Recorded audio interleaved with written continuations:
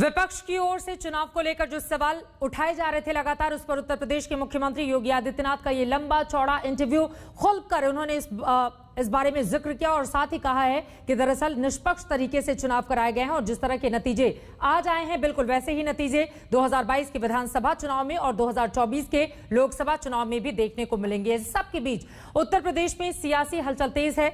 2022 की सेमीफाइनल के लिए सत्ता और विपक्ष गोलबंद हो रहे हैं।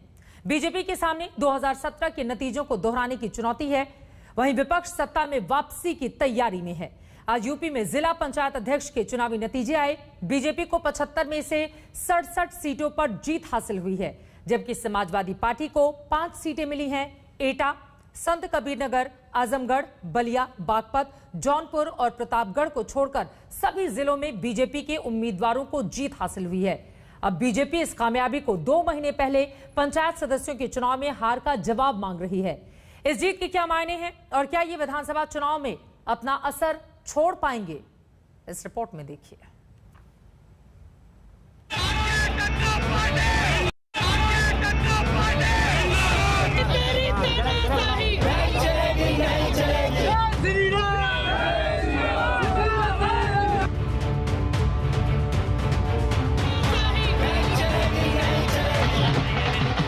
कोई संदेह नहीं कि विधानसभा चुनाव और स्थानीय निकाय चुनावों में फर्क बड़ा होता है।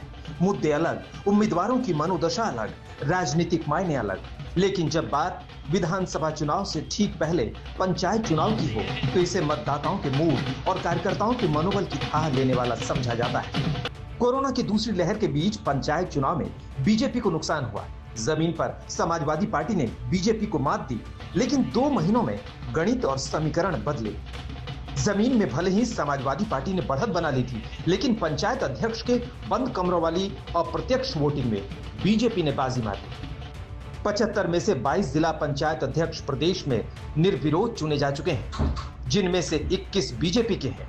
वहीं 1 जिला पंचायत अध्यक्ष समाजवादी पार्टी का निर्विरोध चुना गया। बचे हुए 53 सीटों में बीजेपी के खाते में 46 सीटें गई, यानी यूपी में जिला पंचायत अध्यक्ष चुनाव में बीजेपी का डंका बजा है। 75 सीटों में से 67 पर कब्जा जमाने में कामयाब रही है, जबकि समाजवादी पार्टी 5 सीटों पर सिमट गई है। जो जीत हुई जिला पंचायत अध्यक्ष जो जीते हैं, ये गरीबों की सेवा के लिए हम लोग जीते हैं, गरीबों के कल्याण के लिए जीते हैं। आदरणीय मोदी जी की लोकप्रियता, उनकी जन कल्याणकारी योजनाएं, आदरणीय योगी जी की लोकप्रियता, उनकी जन कल्याणकारी नीतियां, योजना जो है, जिसके कारण हम लोग जीत मिली है और कार्यकर्ताओं के परिश्रम की पराकाष्ठा के कारण जीत हुई। उत्तर प्रदेश जिला पंचायत अध्यक्ष चुनाव में भाजपा ने अपना परचम लहराया है। 75 में से 67 सीटों में भाजपा ने जीत दर्ज की है, तो वहीं समाजवादी पार्टी को केवल 5 सीटें मिल पाई हैं, तो वहीं 3 सीट अन्य को गई हैं, जिसमें से एकलौता निर्दलीय जो वोट है, निर्दलीय सीट है, वो उत्तर प्रदेश के जौनपुर में गई है, जो धनंजय सिंह बाहुबली सांसद की पत्नी को मिली है। यूपी विधानसभा चुनाव से ठीक पहले मिलने वाली इस चुनावी बूस्टर से बीजेपी गदगद है और इसे 2022 के सेमीफाइनल से पहले की बड़ी कामयाबी के तौर पर देखा जा रहा है। दावा यह कि कोरोना की दूसरी लहर और किसान आंदोलन के बावजूद पश्चिमी यूपी में बीजेपी ने परचम लहराया। जाहिर है इस जीत को भुनाने की कोशिश तेज हो गई है। बीजेपी की कोशिश होगी कि इस कामयाबी को मनोवैज्ञानिक जीत के तौर पर दिखाया जाए। नतीजों को जनता पर योगी सरकार की मजबूत पकड़ वाला बताया जाएगा। साबित किया जाएगा कि पार्टी के अंदर सब ठीक है, कोई खेमेबाजी नहीं है। दिखाया जाएगा कि जीत दरअसल सरकार और संगठन में समन्वय का नतीजा है और दोनों एक दिशा में काम कर रहे हैं। सबसे अहम, जीत से कार्यकर्ताओं में जोश वापस लौटने की उम्मीद है। यानी पंचायत चुनाव के नतीजों से बैकफुट पर आई बीजेपी अब पंचायत अध्यक्ष चुनाव के नतीजों से फ्रंट फुट में खेलने को तैयार है। समझा जा सकता है कि नतीजों का साइकोलॉजिकल वॉर और परसेप्शन की लड़ाई में खुलकर इस्तेमाल होगा। इस जीत के साथ ही ये संदेश साफ हो गया है कि अब 2022 में बीजेपी फिर पूरी ताकत से लड़ने जा रही है और विपक्ष के लिए भी एक बड़ा संदेश है, और वो संदेश ये कि अगर अलग अलग लड़े तो यूं ही बिखरते रह जाएंगे।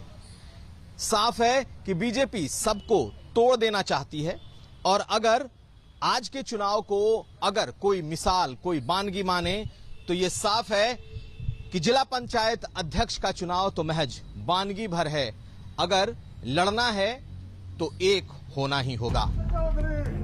2 महीने पहले तस्वीर कुछ और थी। पंचायत चुनावों के सीधे मतदान में समाजवादी पार्टी समर्थित 747 उम्मीदवारों को जीत मिली है, जबकि बीजेपी समर्थित 690 प्रत्याशी ही जीत पाए थे। वहीं बहुजन समाज पार्टी ने भी 381, कांग्रेस पार्टी ने 76, राष्ट्रीय लोकदल ने 60 सीटें जीतने का दावा किया था।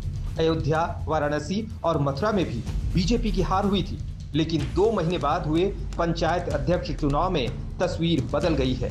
अध्यक्ष पद के लिए जनता सीधे वोट नहीं करती, बल्कि जीते हुए उम्मीदवार अपना अध्यक्ष चुनते हैं। यही वजह है कि समाजवादी पार्टी ने चुनावी नतीजों को फिक्स बताया। आरोप ये कि पंचायत अध्यक्ष का चुनाव उम्मीदवार नहीं, बल्कि जिले के पुलिस कप्तान और डीएम लड़ रहे थे। नतीजों को प्रभावित किया गया है। समाजवादी पार्टी के नेताओं को डराया धमकाया गया।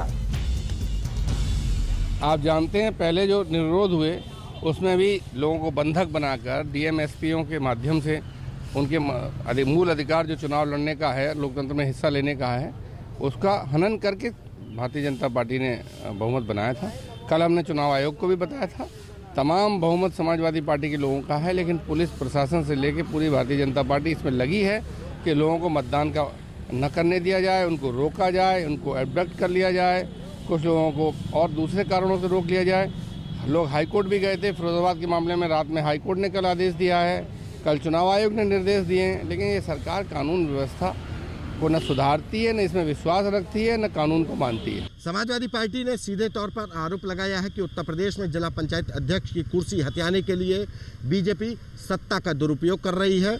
जिलों के डीएम और एसपी को इस बाबत निर्देश दिए गए हैं कि वो सत्ता के साथ जिताने की कोशिश करें। ये आरोप समाजवादी पार्टी ने लगाया है। वहीं दूसरी तरफ जो बीजेपी के लोग हैं उन्होंने सीधे से कहा है कि ये जनता का जनादेश मिला है और 2022 से पहले जो 2022 के नतीजे आने वाले हैं उससे पहले का ये रुख है, जिसको देखकर विरोधी दल घबराए हुए हैं। पंचायत चुनाव के नतीजे पार्टियों के लिए आईना है, जिसमें अपनी शक्ल के साथ 2022 की भी धुंधली ही सही, लेकिन एक तस्वीर जरूर दिखती है। बीजेपी को 2 महीने पहले पंचायत चुनाव के नतीजों से झटका लगा था। वहीं समाजवादी पार्टी बढ़े हुए मनोबल के साथ 2022 की लड़ाई के लिए ताल ठोकने लगी थी। अब पंचायत अध्यक्ष के पदों पर कब्जा जमाकर बीजेपी कम से कम मनोवैज्ञानिक युद्ध में फिर एक कदम आगे निकलती जरूर दिख रही है। लखनऊ से कुमार अभिषेक के साथ संतोष शर्मा, आज तक। यूपी में इस जीत को बीजेपी बड़ी मनोवैज्ञानिक कामयाबी मान रही है। नतीजों के बाद प्रधानमंत्री नरेंद्र मोदी ने सीएम योगी आदित्यनाथ को बधाई देते हुए ट्वीट किया है। यूपी जिला पंचायत चुनाव में भाजपा की शानदार विजय विकास, जनसेवा और कानून के राज के लिए जनता जनार्दन का दिया हुआ आशीर्वाद है। इसका श्रेय मुख्यमंत्री योगी जी की नीतियों और पार्टी कार्यकर्ताओं के अथक परिश्रम को जाता है। यूपी सरकार और भाजपा संगठन को इसके लिए हार्दिक बधाई। प्रधानमंत्री नरेंद्र मोदी का ये ट्वीट है। और अब बात करेंगे यूपी में छोटे दलों की भूमिका की। आज समाजवादी पार्टी के अध्यक्ष अखिलेश यादव से आम आदमी पार्टी के संजय सिंह ने मुलाकात की। उत्तर प्रदेश में विधानसभा चुनाव से पहले नए नए सियासी समीकरण बन रहे हैं। नेताओं की मुलाकात हो रही है और इसे लेकर कयासों का दौर जारी है।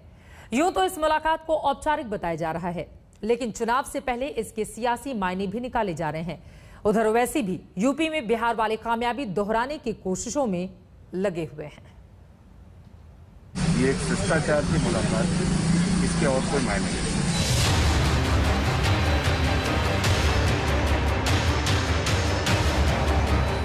राजनीति में औपचारिक, अनौपचारिक, शिष्टाचार वाली मुलाकातें कहने और सुनने के लिए होती हैं। कायदे की बात यह है कि यूपी में चुनावी गोलबंदी के बीच समाजवादी पार्टी के अध्यक्ष से केजरीवाल के बड़े सिपहसालार की मुलाकात हुई है। आप सांसद संजय सिंह यकाएक अखिलेश यादव से मिलने पहुंचे तो यूपी में नए समीकरणों की सुगबुगाहट को मानो पर लग गए। हम लोग पहले भी मिलते रहे हैं और 1 तारीख को उनका जन्मदिन था, मैं उस दिन बाहर था, आज उनको विश करने के लिए यहाँ आया था। ये एक शिष्टाचार की मुलाकात है, इसके और कोई मायने नहीं। सवाल उठ रहा है कि क्या बीजेपी के खिलाफ चुनावी गठजोड़ वाले गुलदस्ते में आप भी साइकिल के साथ खड़ी दिखेगी? क्या पश्चिमी यूपी में अखिलेश यादव ने आम आदमी पार्टी को साथ लेने का मन बना लिया है? क्योंकि अखिलेश पहले ही साफ कर चुके हैं कि यूपी विधानसभा चुनावों में समाजवादी पार्टी किसी बड़े दल से गठजोड़ नहीं करेगी। समाजवादी पार्टी ने ये फैसला लिया है, तय किया है, हमारे नेता और कार्यकर्ता चाहते हैं कि छोटे दलों से अगर गठबंधन होता है तो करेंगे, साथ चलेंगे। बड़े दलों से अनुभव समाजवादी पार्टी का ठीक नहीं रहा। चाचा के साथ, उनके साथ कोई गठबंधन? मैंने पहले भी कहा और फिर कहता हूँ कि जितने भी दल हैं, चाचा का भी दल है, उनके को भी साथ लेने का काम और उनकी सीट को छोड़ने का काम समाजवादी पार्टी का। यानी अखिलेश यादव ने बीजेपी के फॉर्मूले से ही बीजेपी को घेरने की रणनीति बनाई है। बीजेपी की 217 वाली धमाकेदार जीत में छोटे दलों की भूमिका अहम थी। अब अखिलेश इसी फॉर्मूले के तहत यूपी विजय की तैयारी कर रहे हैं। अखिलेश की रणनीति बीजेपी भी समझ रही है और बहुजन समाज पार्टी भी। यही वजह है कि मायावती ने अखिलेश पर तंज करते हुए ट्वीट किया। समाजवादी पार्टी की घोर स्वार्थी, संकीर्ण और खासकर दलित विरोधी सोच और कार्यशैली के कड़वे अनुभवों तथा इसकी भुक्तभोगी होने के कारण देश की अधिकतर बड़ी पार्टियां चुनाव में इनसे किनारा करना ही ज्यादा बेहतर समझती हैं। इसलिए आगामी यूपी विधानसभा चुनाव में अब ये पार्टी किसी भी बड़ी पार्टी के साथ नहीं बल्कि छोटी पार्टियों के गठबंधन के सहारे ही लड़ेगी। ऐसा कहना और करना सपा की महलाचारी नहीं है तो और क्या है। बीजेपी की राजनीतिक भाषा भी मायावती से मिल रही थी। डिप्टी सीएम और ओबीसी वोटरों के बड़े चेहरे केशव प्रसाद मौर्य की चुनावी बैटिंग सुनिए, देखिए और समझिए। नहीं, निश्चित तौर से समाजवादी पार्टी उत्तर प्रदेश की विरोधी पार्टी है, दलितों की विरोधी पार्टी है, पिछड़ों की विरोधी पार्टी है, आगड़ों की विरोधी पार्टी है। ये किसी की सगी पार्टी है। उत्तर प्रदेश में छोटी पार्टियों की उत्पत्ति जाति के आधार पर ही हुई है और वो वोटों को प्रभावित करती है। यही वजह है कि अभी से ही छोटे छोटे दलों को रिझाने, मनाने और अपने अपने खेमे में शामिल करने की दौड़ शुरू हो गई है। बहराइच से बलिया तक पकड़ रखने वाले ओम प्रकाश राजभर अब एक नया समीकरण बैठा रहे हैं। इसमें उनके नए साथी हैं असदुद्दीन ओवैसी। दोबारा योगी को उत्तर प्रदेश का मुख्यमंत्री नहीं बनने देंगे, नहीं बनने देंगे। अगर हमारे हौसले बुलंद रहेंगे, मेहनत करेंगे तो सब कुछ होगा इंशाअल्लाह ताला। मगर हमारी कोशिश यही है कि दोबारा उत्तर प्रदेश में बीजेपी की सरकार ना बने। भागीदारी संकल्प मोर्चा हमने बनाया है, जिसमें बाबू सिंह कुशवाहा, असदुद्दीन ओवैसी, प्रेमचंद प्रजापति, बाबूराम पाल, रामसागर बिंद, रामकरण कश्यप, अनिल चौहान, कृष्णा पटेल, ओम प्रकाश राजभर, हम 10 लोग मिलकर के भागीदारी संकल्प मोर्चा बनाए हैं और उत्तर प्रदेश की 403 सीट पर हम लोग चुनाव लड़ेंगे और 300 प्लस जीतेंगे भी। 2022 के लिए हर पार्टी अपना समीकरण साध रही है, लिहाजा छोटे दलों ने भी अपनी कमर कस ली है। वो भी जानते हैं कि बड़ी पार्टियों की जीत और हार में उनकी भूमिका कुछ कम नहीं होती।